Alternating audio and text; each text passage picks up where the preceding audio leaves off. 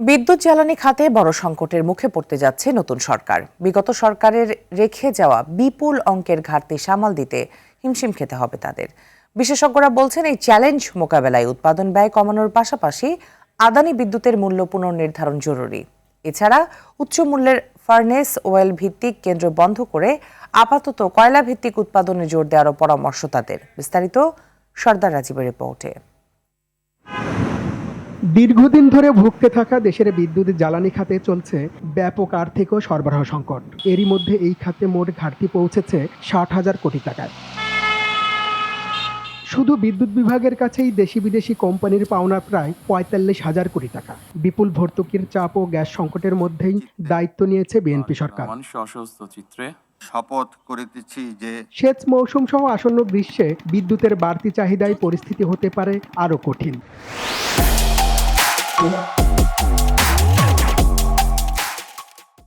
এজন্য 180 দিনের অগ্রাধিকারে বিদ্যুৎ ও জ্বালানি সরবরাহ স্বাভাবিক রাখাকে গুরুত্ব দিয়েছে সরকার। আমার কাছে রোজা আর ইরিগেশন এটাকে ঠিকমতো ম্যানেজ করার পরে ভবিষ্যৎ পরিকল্পনা। এদিকে বকেয়া 14,000 কোটি টাকা আদায়ে উৎপাদন বন্ধের হুমকি দিয়েছে বেসরকারি বিদ্যুৎ কেন্দ্রগুলো। অথচ এর বেশিরভাগ কেন্দ্রই অলস বসে থেকে নিচ্ছে অর্থ।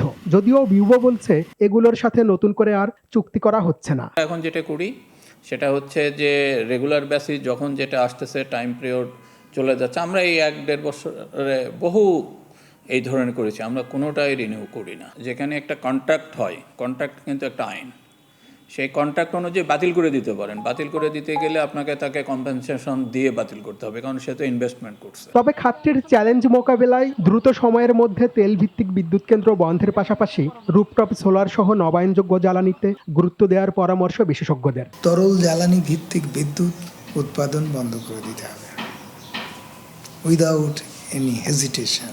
কোনো দিক নজর দেওয়ার কোনো সুযোগ নেই, স্ট্রেট বন্ধ করে দিতে হবে।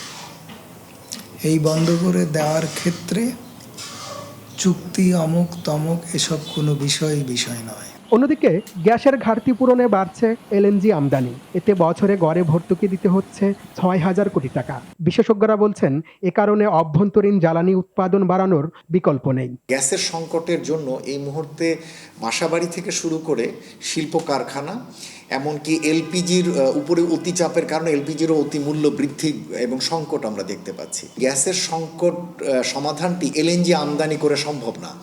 আমরা মনে করি যে গ্যাস সংকটের এই সমাধানটা হতে পারে অভ্যন্তরীণ গ্যাস এক্সপ্লোরেশনকে দ্রুত গতিতে উৎসাহিত করা। দীর্ঘমেয়াদী জ্বালানি নিরাপত্তার স্বার্থে অন্তর্বর্তী সরকারের করা মার্কিন ও জাপানি চুক্তিগুলোও পর্যালোচনার পরামর্শ দিয়েছেন বিশেষজ্ঞরা। সর্দার রাজীব, RTV, ঢাকা।